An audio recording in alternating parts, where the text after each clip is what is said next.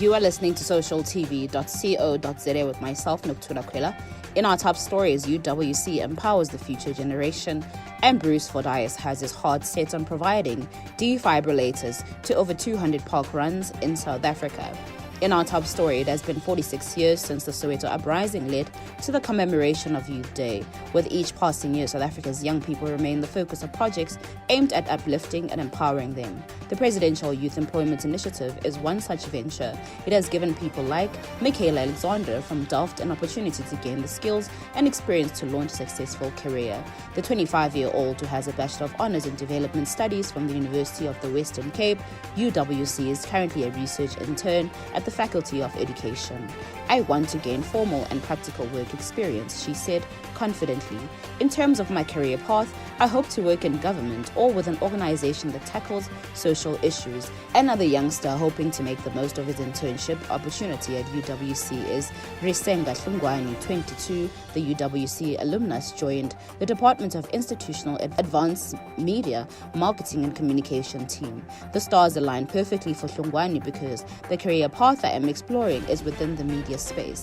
The launch of the Presidential Youth Employment Scheme, PYES, brings a fantastic opportunity to UWC in changing perceptions of higher education institutions as places of theoretical learning and research only. Our UWC motto, "From Hope to Action Through Knowledge," is brought to life through the 86 interns who are here to grow and develop their practical experience in a robust working environment. It's all very exciting. Moving on to our next story, legendary South African ultra-marathon athlete Bruce Fordyce, 66, who has won the Comrades Marathon 8 years in a row and 9 times overall, is supporting a new challenge to provide each parkrun event in South Africa with a defibrillator to help save lives. Fordyce, who took part in his first parkrun at Bushy Park in April 2011, says the event is a place where runners, joggers, walkers, and volunteers gather to have fun and experience happiness. "When I took part in my first parkrun at Bushy Park in April 2011, I was completely captivated by the experience.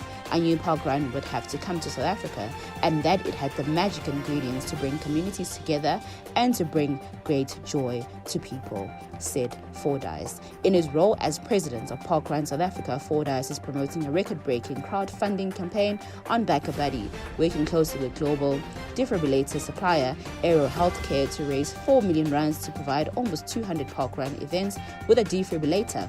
Each defibrillator costs 20,000 rands. This will be an ongoing project. It will be quite a challenge, but I know South Africa loves to rise to challenges, and the resilient South African spirit is legendary. Globally, defibrillators have saved many lives. Now it's our turn, says Fordyce. It is apt that the 2022 Youth Month call for action for South African youth is to forge resilience and pursue opportunities for a sustainable livelihood. Today, in the future, this is exactly what the Abashinja program launched by SAPI Southern Africa back in 2015 set out to teach the participants in the program, not only for themselves, but also for others in the communities, as they adopted the asset-based community development ABCD methodology aimed at recognizing and capitalizing on existing assets and building on these to forge sustainable livelihoods. Leading the way is Ziningi Mazibuko, a SAPI-trained Umshinji from Phithini, near Bulwa in KwaZulu-Natal, KZN, who is currently studying marketing and with advice from extension officers from the Department of Agriculture, is assisting the Phithini cooperative with admin duties and sourcing markets for their produce. The cooperative operates with 11 members focusing on agriculture, production, specializing in sugar beans and maize production. Because the youth generally consider farming as being something for the older generation, they do not consider the potential there is in the agriculture field, says Ziningi. "I want to change the mindset and show them that being part of these community initiatives and by becoming commercial farmers, they will secure futures for themselves, besides promoting the plans of cooperative, which result in job creation and contributes to economic growth in the area. This venture supports overall food security in the area and the country at large." Ziningi also runs 2 very successful tuck shops in the area.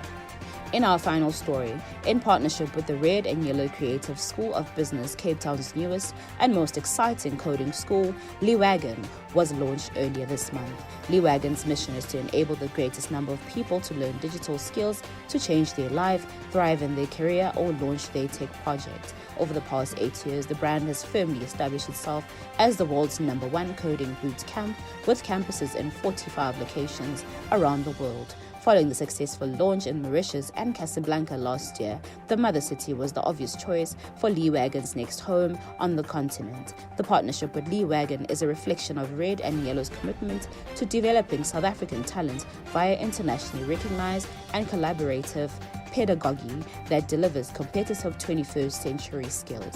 Trusted by global industry leaders such as Google, Amazon, and Apple, Lewagon has trained over 15,000 students globally. According to the school's last published European student outcome data, 93% of graduates received a job offer, started a freelance career, or created their own startup within 6 months of completing a program. To recap our top stories, UWC empowers the future generation. For more CSI news, you can visit our website at www.socialtv.co.za.